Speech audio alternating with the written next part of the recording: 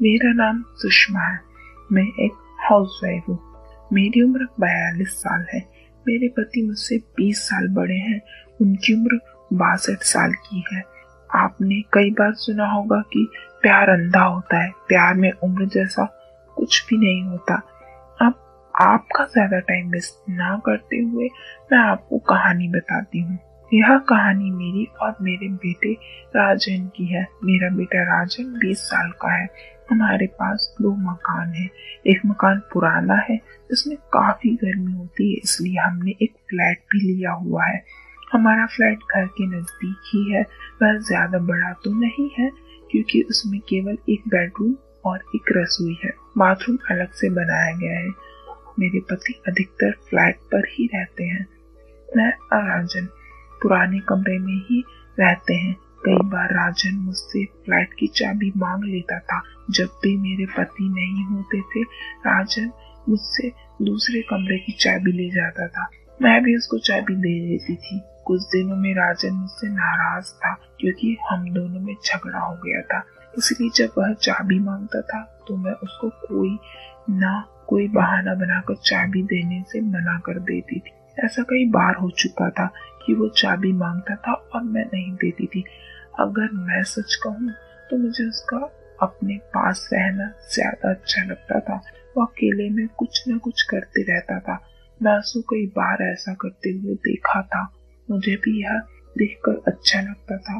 मैं यूं कहूँ कि मुझे उसको ऐसा करते हुए देखने की लत सी लग गई थी। फिर एक दिन हम माँ बेटे का झगड़ा हो गया। उसने मुझे फ्लैट की चाबी मांगी, लेकिन मैंने उसको चाबी से मना कर दिया। उसने फिर कहा, माँ मुझे चाबी दे दो। मैंने कहा नहीं दूंगी, पापा के आने के बाद दूंगी। उसने कहा मैं क्या छोटा बच्चा हूँ अब। हम दोनों में झगड़ा शुरू हो गया। हम दोनों का झगड़ा बढ़ता जा रहा था। झगड़ा जब बहुत ज्यादा बढ़ गया तो मैंने गुस्से में आकर चाबी को राजन की तरफ फेंक दी। वह चाबी लेकर चला गया। जब शाम हो गई तो राजन बाहर जाने लगा और जाते हुए उसने कहा कि वह रात का खाना बाहर ही खाएगा। मैंने पूछा बाहर कहाँ पर खाएगा?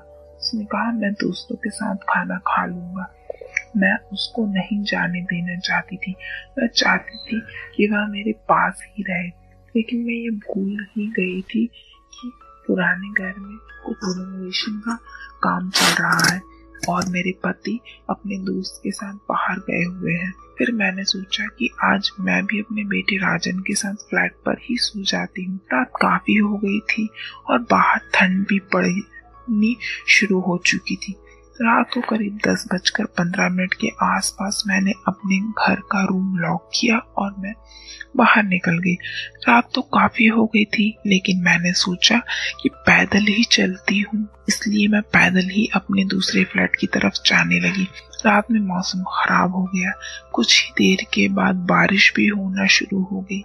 मैंने अपने पल्लू को अपने कांधे पर रख लिया। जब मैं भीगी हुई अपने फ्लैट पर पहुंची तो मैंने बेल बजाई और मेरे बेटे राजन ने दरवाजा खोला। घर में अंदर की ओर अंधेरा ही मालूम पड़ रहा था। बेडरूम की और हॉल की लाइट बंद थी, केवल किचन की लाइट ही जल रही थी। मैं अब अंदर आ गई थी और दरवाजा बंद कर दिया था। मैं पूरी तरह से भीग गई थी। मेरी पूरी साड़ी गीली हो चुकी थी। जब मैं अंदर आ गई तो देखा कि मेरा बेटा राजन लुंगी में ही था।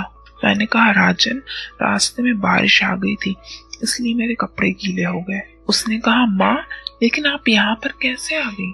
मैंने कहा क्यों, जब तू यहाँ आ सकता है तो मैं क्यों नहीं आ सकती यहाँ पर। इतना कहकर मैं अंदर बेडरूम में चली गई और अंदर जाकर चेंज कर ही रही थी कि मैंने राजन को अंदर आने के लिए आवाज लगा दी। जब राजन अंदर आ गया तो मैंने उससे पूछा यहाँ पर मेरे पहनने के लिए कुछ है क्या?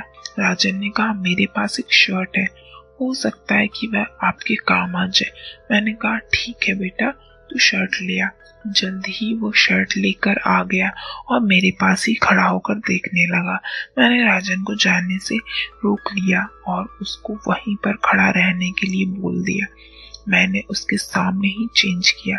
मैंने उसकी तरफ मुंह घुमाया और उससे कहने लगी मैं नीचे क्या पहनूं अब? मैं उसके सामने खड़ी थी और मेरा बेटा राजन उससे कुछ ही दूर पर खड़ा हुआ था। किचन की लाइट से हल्का सा उजाला अंदर की तरफ आ रहा था।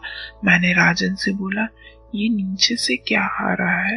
राजन एकदम से डर गया और उसको छिपाने की कोशिश करने लगा। वह डर भी रहा था और उसको शर्म भी आ रही थी।